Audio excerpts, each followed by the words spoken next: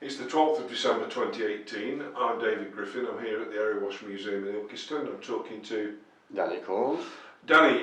We moved on from the first interview, and at the end of that, we just discussed how you'd moved into playing club cricket rather than playing schools cricket. So you're at Stanton Cricket Club, is that right? That's right, yeah. So you went there because it was your local team? Oh yes, yeah. Well, it's 200 yards from where we live, really. And were they playing league cricket? No, they played league cricket before the war, but there wasn't much league cricket after the war, funnily enough. I don't know why, for some reason.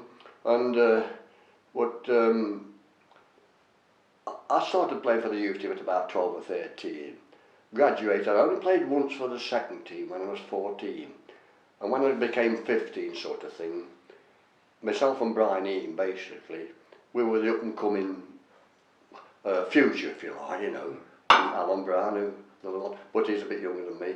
And we both got into the first, because a lot of these older Stanton players, good cricketers, about 6 of them in the 40s. And were they working at the steelworks? Oh, they had to work at the ironworks, right, because it was that was compulsory in those days, like, you know.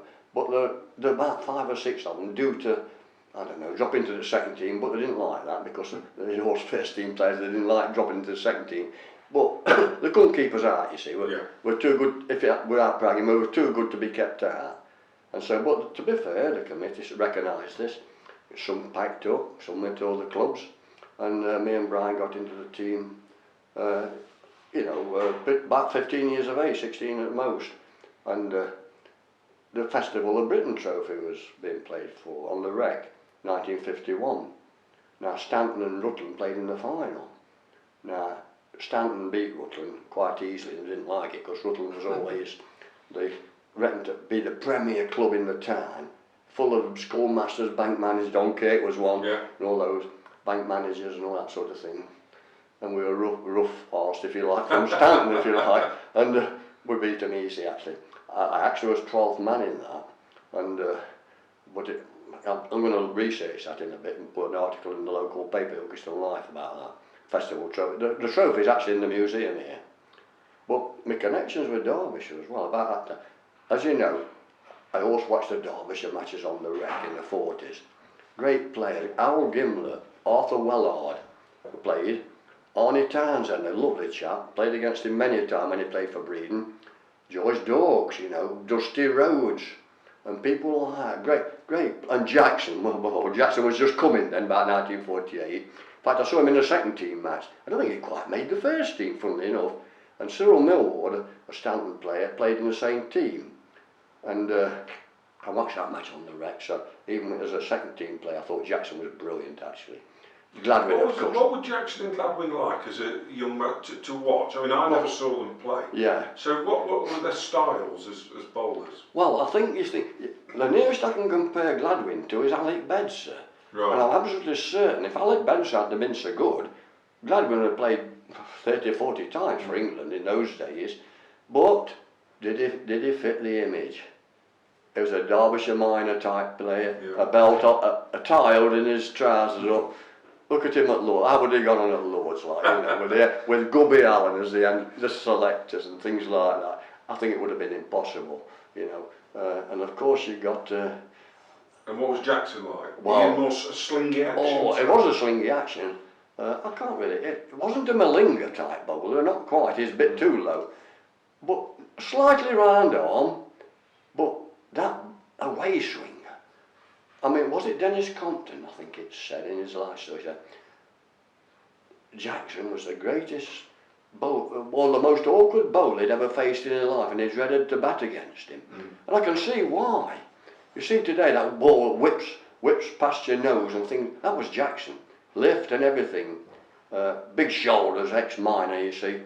Big shoulders, like Lord and Vos. They're well-built lads, weren't they, all of them, like, you know. Even Lord would have been like 5'8", but he got shoulders on him like a bull, like, you know. And what sort of crowds were there at Ilkeston? Absolutely solid. Because it's obviously only white, you know, playing in white, cricket. And you see the terracing, the big terrace in there, you couldn't get to see it. You had to take your own chairs, basically. And it was a lovely ground to watch cricket. I can remember John Harlock talking about it, that match against Notts and Derby, and he said, this is one of the most beautiful grounds in the country. He said, with the windmill in the background, that's their windmill of course. He said, what a lovely sight. And I've got a mate, Harry Twigger, he was in Korea. And somehow he picked a recording up or something on a local radio. And it was at Ilkeston playing cricket, and he was in Korea in 1950 listening to this. Still alive, Harry is. So yes, it was a nice ground. And of course you've got the beer tents, haven't you? I think you've got two. I think you've got a lot of Derbyshire miners in one and Notts miners in other, or something like that, like, you know. But yes, it really was a great. So the miners would knock off at the various pits around the town, and straight up there, like, you know. But I mean, a lot of shouting and heckling even in those days, believe it or not. But it was fun. Yeah. There were no bad language, anything like that. No bad language, you know. But yes, I enjoyed those games particularly, like, you know. And so, from your own playing career, I don't want to embarrass you, because I know you became you reached a representative level as a boy. Didn't I did you? actually. Yeah. So how did that come about? Well, what happened was, Stanton Youth Team, I think I was 16, and they was asked to, I think Stanton was always members of the Notts Association of Cricket, and this Sunday people which used to travel the country, every week during the summer, they go to a county ground, and you'd pick the best bowler and best batsman, in competition of course, at the nets. And this is what, late 40s? 1952. 52. Oh, I just turned 16, Right. and I was asked to go to represent Stanton Youth Team, like, you know. There's a lad called Gordon Beardsley, Oscar Beardsley. He went as a batsman, and being an all-rounder, I had to bowl. I was a better batsman than bowler, I think, but I got the job of bowling. And funnily enough, I won the competition. And Gordon was or Oscar was the batsman representative, like. And I won the competition, and we got a 3 weeks holiday at Butlins at Filey that year. Wow. Every lad that had won the competition in the county, batsman and bowler, winners, you see. And we had a 3 weeks holiday at Filey. With your family, presumably? No, just us. Met some nice lads, and one or two current, I think, played for Yorkshire, and Robin's son, he played for Middlesex, I think, eventually, and of course they had the best batsman and bowler there as well, but the Indians was touring then. That's where I met Hazari. He was a lovely chap, demonstrating strokes and things, but it was run. The coaches were the old pre-war great cricketers: Maurice Tate, Joe Hume, Patsy Hendren, Charlie Hallows, the Lancashire coach, Lofty Herman, Lancashire, England, like bowler. They were the coaches there then. So I've got, as you know, I've got a bat full of autographs of those sort of people. Frank Woolley, I mean, I'd love to have seen Frank Woolley play in his prime. One of the all-time greats. 6'4", grey, very stately. He was lovely chap. Oh, absolutely. And of course, like Wally Hammond, and I saw Wally Hammond, but not at his best. And even Bradman wasn't at his best, but he got thousands of runs on tour that year, didn't he? At 45, I think, 44. But yeah, so I remember that as another thing, not to do with cricket. We had house captains. And Des O'Connor was our house captain. I was 16, he was, I think, 18 or 20. So I know roughly how old he is. And yes, he was our house captain. So, because he was a redcoat, wasn't he? He was redcoat at the time. Of course, he wasn't famous, but he was obviously very good at what he did. I think most of us started at Butlins, didn't they, in those days, like, yeah. Nothing there now at Filey, of course, just built it as an estate, holiday estate. Yeah. And did it improve your cricket? I mean, I assume I don't know whether it improved me cricket, because there wasn't enough of it, you know. But it made me almost want to become a county cricketer more, a professional cricketer. But when obviously, as a result of that, I mentioned this before, I was asked to join the junior county 11. Well, what happened first off? It was that summer. And we went to, I think, invited to Chaddersden Park, I think. We played like a match. Yeah. I think about 22 of us or something like 24 of us. Best youngsters in Derbyshire, if you like, playing this particular match. I can't remember anybody who played, but Gordon Beat might have played. Okay, yeah. So he went on to play for Derbyshire. He did. And I got pally with Gordon, of course. And we both got invited to join the tour that season. We toured. First match was against Leicestershire, and I think it was behind the grammar school at either Ashby or Melton Mowbray. There's a ground there. And who was on this is a tour of Derbyshire under what age? Well, I was 16 and Gordon was about the same age. Right. Now, I think it must have been under 18s. Because some of these lads who came from Repton, they're mostly Repton lads, right. Seemed to be a lot older than me. You know, David Green was the captain. Oh, really? And I think, I'm not talking about the Lancashire David Green, I'm talking about Derbyshire. Yeah, yeah. Now, for some reason, he never played county cricket a lot, did he? No. I think he must have had a good job at college or something. He was a clever lad, but he was a very nice lad.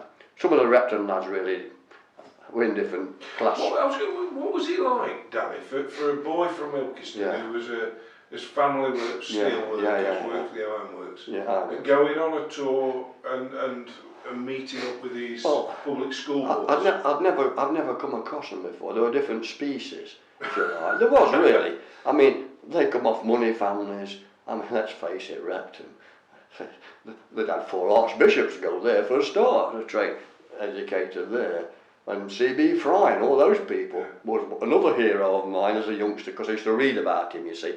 And but they didn't have a lot to do with us. I won't say they're ignorant with us, but we played in the same team. Yeah. If I'm honest, I don't remember everyone being over friendly with us. Did they call you by your first name? I can't remember that now. You know, I'm not sure about that. But me and Gordon, we roomed together. Yeah. Me and Gordon did, because you did. Now, we picked the bus up, I think it was on Sinfin Lane or somewhere, and I've got a photograph, as you've seen, Mark getting onto the bus more or less, photograph in front. You can see the Repton lads, and some of them in the cloaks, aren't they? Like the school master's cloaks or something like that.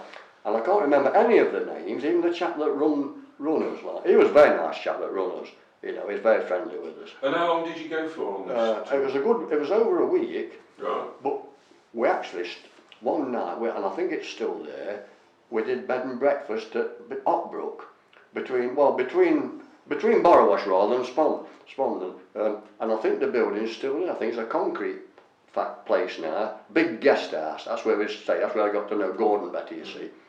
And then first match at Leicestershire, which I did play in. Can't remember whether Gordon played in it or not.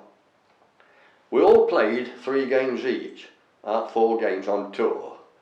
The next one, I believe, was Ilford, Essex again. Right, so you had some distance then. Well, yes, Barry Knight was their captain, and he was their star man. He was the new Trevor Bailey, if you like, and Trevor was still playing for England, of course, but he was their new Trevor Bailey. Barry would captain England, wouldn't he, Barry? Would captain Essex. He did, oh yes, he was a very good England bowler. Yeah. And also, as I said before, I was talking to his dad, who was a scorer, and he said he'd born at Matlock. Now, I don't know if you've researched this or not, but that's what he told me. You know, right. I've never researched it, but that's what he told me. And of course, I can't remember the results really, if I'm honest. You know, what else did we play? Then we went to Fenners. Beautiful, yeah. Oh, what a ground! Yeah, side. But that's where I had my best game. Actually, I got 5 wickets. And was that against the university? It was. So they'd be much older than you? Much older than me. But I got a wicket that. I got lift out of it, you see. On a flat, slow wicket, that won't my sort of bowling. But a wicket that I get lift out on, they're fending them off up here and I get them caught down leg side. So that was my best performance. I can't remember ever batting, actually, on that tour. Of course, Gordon was a spin bowler. Yeah. I don't think he batted either. And of course, these Repton lads were mainly batsmen, you see. So you never really got chances with that. I think we won every game. If I remember right. But what I do remember about it is, in the pavilion, this old desk where the scorers sat, and they got names etched in, scratched in, probably penned off, with Ranjit Singhji, Dulip Singhji, Gilbert Jessup, wow, Trevor Bailey even, you know, and he was a new one then. I mean, names like that, like, you know. Going back to the turn of the Absolutely, century. yeah. I thought, blimey, now, what am I looking at here? You see, you know. And I suppose that's really almost what you call a listed building in a sense, isn't it? Names like that scratched in. It's not graffiti, is it, really? It's, blimey, Ranjit Singh, because he was a Cambridge man. Yeah. Yeah. So you've talked about your desire to want to play cricket. Yeah. That was probably would that be the closest that you got that sort of representative Yes, in a way. level? In a way, because I was then asked to go to the nets at Derbyshire during the summer, which I did every week, as much as I could. Weekends especially, like, you know. And who was around at that time? Well, the coach was, I think Harry Elliott had just finished. Yeah. I think Dennis Smith had just took over as the coach. I was talking 1952 here. It's that same summer as I won that cricket competition. And Dennis Smith, Carr was the captain, Donald Carr, and a lovely chap.